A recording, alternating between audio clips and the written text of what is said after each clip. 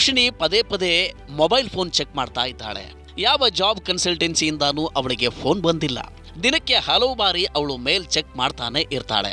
ಯಾವುದಾದ್ರೂ ಒಂದು ಕಂಪನಿಯಿಂದ ಜಾಬ್ನ ಆಫರ್ ಬರುತ್ತೇನೋ ಅನ್ನೋದು ಅವಳ ನಿರೀಕ್ಷೆ. ಆದರೆ ದಿನ ಕಳೆದರೂ ಬೇಸರವೇ ಅವಳಿಗೆ ಕಟ್ಟಿಟ್ಟ ಬುತ್ತಿ. ಆ ಬೇಸರದ ಜೊತೆಗೆ ಅವಳ ಚಿಂತೆಯೂ ಕೂಡ ಹೆಚ್ಚಾಗುತ್ತಲೇ ಹೋಗುತ್ತಿದೆ.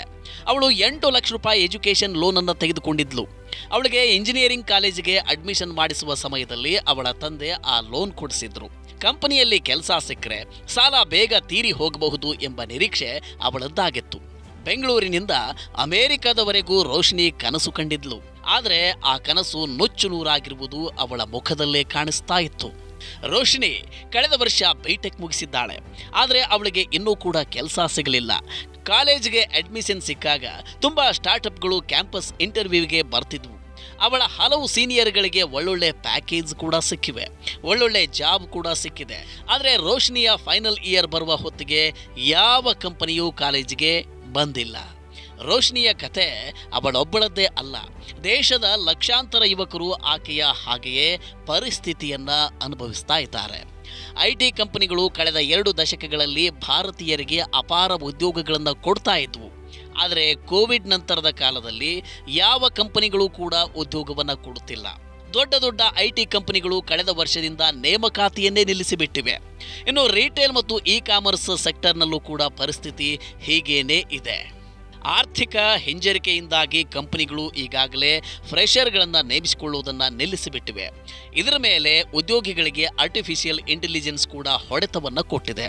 ಕಳೆದ ವರ್ಷ ಫ್ರೆಷರ್ಗಳನ್ನು ನೇಮಿಸಿಕೊಳ್ಳುವಲ್ಲಿ 30% ಭಾರಿ ಕುಸಿತ ಆಗಿತ್ತು. 2022ಕ್ಕೆ ಹೋಲಿಸಿದರೆ 2023ರಲ್ಲಿ ಫ್ರೆಷರ್ಗಳಿಗೆ ಕಂಪನಿಗಳಿಂದ ಜಾಬ್ ಓಪನಿಂಗ್ಗಳಲ್ಲಿ 20% ಇಳಿಕೆಯಾಗಿದೆ. ಕೆಲಸ ಸಿಕ್ಕ ಮೇಲೂ ಕೂಡ ನೆಮ್ಮದಿ ಇಲ್ಲ. ಈಗಂತೂ ಪರ್ಮನೆಂಟ್ ಜಾಬ್ ಅನ್ನೋ ಪರಿಸ್ಥಿತಿ ಇಲ್ಲವೇ ಇಲ್ಲ. ಇತ್ತೀಚಿನ EPFO ಡೇಟಾ ಪ್ರಕಾರ ಸಂಘಟಿತ ವಲಯದಲ್ಲಿ ಭಾರತದ ಉದ್ಯೋಗ 30 ತಿಂಗಳಲ್ಲೇ ಅತಿ ಕಡಿಮೆ ಇದೆ. ಈ ಬಾರಿಯ ಬಜೆಟ್ನಲ್ಲಿ ರೋಶಿನಿಗೆ ಉತ್ತಮವಾದ ಭವಿಷ್ಯದ ಗ್ಯಾರಂಟಿ ಬೇಕಿದೆ. ನಮ್ಮ ದೇಶದ ಸ್ಟಾರ್ಟ್ಅಪ್ ಬೂಮ್ ಎಷ್ಟು ಬೇಗ ಬರ್ಸ್ಟ್ ಆಗಿದ್ದು ಯುವಕರಿಗೆ ಭಾರಿ ನಿರಾಸೆಯನ್ನು ಮೂಡಿಸಿದೆ. ಕೆಲಸವೇ ಸಿಗುವುದಿಲ್ಲ ಅಂತಾದರೆ ಭಾರಿ ಶುಲ್ಕ ತೆತ್ತು ಯಾರು ಕಾಲೇಜುಗಳಿಗೆ ಅಡ್ಮಿಷನ್ ಮಾಡ್ತಾರೆ? ದೇಶದಲ್ಲಿ ಉದ್ಯೋಗ ಸೃಷ್ಟಿಯ ಸಂಖ್ಯೆ ಇಳಿತಾ ಇರುವುದನ್ನು ನೋಡಿದರೆ ಶಿಕ್ಷಣ ಸಾಲದಲ್ಲಿ ಸರ್ಕಾರದಿಂದ ನೆರವು ಪಡೆಯಬೇಕಾದ ಪರಿಸ್ಥಿತಿ ರೋಶಿನಿಗೆ ಬರುತ್ತಿದೆ.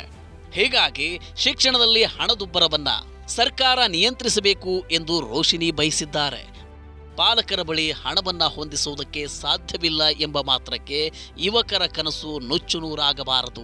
ಜಾಬ್ ಸ್ಕ್ಯಾಮ್ ವಿಷಯದಲ್ಲೂ ಕೂಡ ಸರ್ಕಾರ ಕಟ್ಟುನಿಟ್ಟಿನ ಕ್ರಮವನ್ನು ಕೈಗೊಳ್ಳಬೇಕು ಎಂಬ ನಿರೀಕ್ಷೆಯನ್ನ ರೋಶಿನಿ ಹೊಂದಿದ್ದಾಳೆ. ಪರೀಕ್ಷೆಯಿಂದ ಅಪಾಯಿಂಟ್ಮೆಂಟ್ವರೆಗೆ ಬೇಗ ಎಲ್ಲವೂ ಮುಗಿದು ಹೋಗುವ ಹಾಗೆ ಸರ್ಕಾರ ವ್ಯವಸ್ಥೆಯನ್ನ ಮಾಡಬೇಕಿದೆ. ಈ ಎಲೆಕ್ಷನ್ ಬಜೆಟ್ನಲ್ಲಿ ರೋಶಿನಿಯಂತವರ ಕನಸು ನನಸಾಗುತ್ತದೆಯೇ?